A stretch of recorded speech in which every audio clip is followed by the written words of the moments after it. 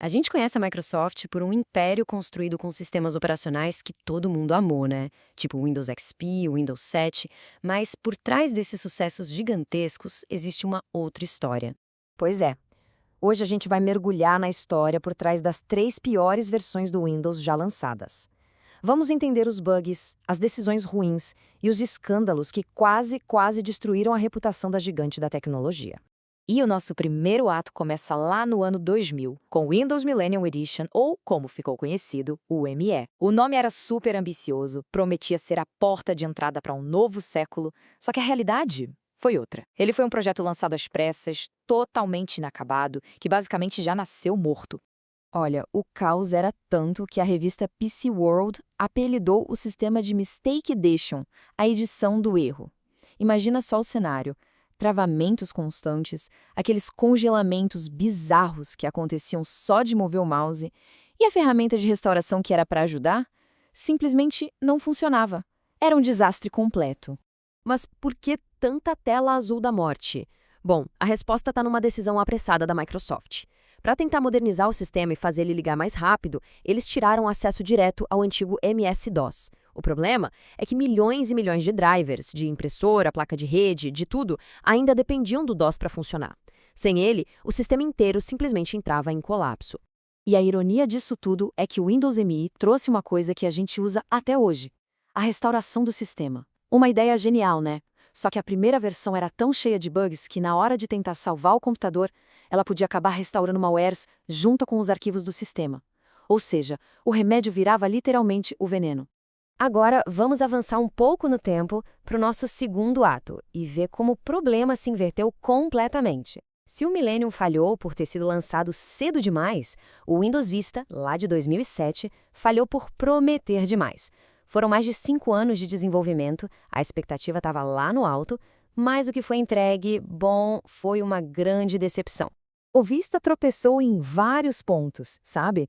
Ele exigia um hardware que quase ninguém tinha na época, irritava todo mundo com incontáveis pop-ups de segurança e ainda por cima era incompatível com um monte de equipamentos antigos. Mas o maior problema dele, talvez, fosse a sombra do seu antecessor. Para ter uma ideia do absurdo, para usar tal interface Aero, aquela cheia de transparências, era preciso no mínimo 1 GB de RAM. Isso em 2007, quando a maioria dos computadores em casa tinha, sei lá, 512 megabytes. E para piorar a situação, muitas lojas vendiam PCs com um adesivo de compatível com o Vista, mas que mal conseguiam rodar o sistema. A frustração foi gigantesca. O controle de conta de usuário, o OAC, era até uma boa ideia para segurança. O problema foi a implementação, que foi péssima. O sistema pedia permissão para quase tudo. Mover um arquivo, instalar um programa, mudar uma configuração. Ficou tão, mas tão irritante que a Apple, sua concorrente, famosamente tirou sarro disso naqueles comerciais Mac versus PC. Eles mostravam o usuário de Windows como alguém que passava o dia inteiro só clicando em confirmar. Virou piada. Mas, no fundo, o verdadeiro motivo do fracasso do Vista talvez seja um só. Ele tinha a missão impossível de substituir o Windows XP. Pensa bem. Em 2007, o XP já tinha 6 anos de estrada. Era um sistema rápido, estável, que todo mundo amava. A pergunta que ficava no ar era: por que alguém trocaria algo que funcionava perfeitamente por uma alternativa que era mais lenta, mais cara e cheia de problemas? Não fazia sentido. E assim, a gente chega ao nosso terceiro e último ato, o Windows 8, de 2012. E esse aqui é um caso diferente. Ele não era um sistema instável nem pesado. Tecnicamente, ele era até bom. O erro aqui foi de conceito. Foi uma crise de identidade que mostrou uma empresa que parecia ter perdido completamente o contato com os próprios usuários. O choque para milhões de pessoas pode ser resumido nessa pergunta. Depois de 17 anos, desde o Windows 95, a Microsoft foi lá e simplesmente removeu o botão iniciar. Aquele pilar da experiência do Windows, um hábito construído por quase 2 décadas, desapareceu. Do nada, forçando uma mudança radical que ninguém, absolutamente ninguém, tinha pedido. O Windows 8 era, na prática, 2 sistemas operacionais em um só. De um lado, tinha a interface Metro, com aqueles blocos coloridos, toda pensada para telas de toque. Do outro, o desktop tradicional, que todo mundo conhecia. O problema é que a transição entre esses 2 mundos era confusa, não era nada intuitiva. Isso criou uma experiência toda fragmentada, especialmente para a esmagadora maioria das pessoas que usava mouse e teclado. No fim das contas, o erro foi esse. A Microsoft, talvez pressionada pelo sucesso absurdo do iPad da Apple, tentou forçar um futuro de tablets para um presente que ainda era dos PCs. A empresa apostou tudo que as pessoas queriam uma experiência de toque. Mas a realidade é que centenas de milhões de usuários ainda viviam no mundo do mouse e do teclado. E essa mudança forçada gerou uma rejeição em massa.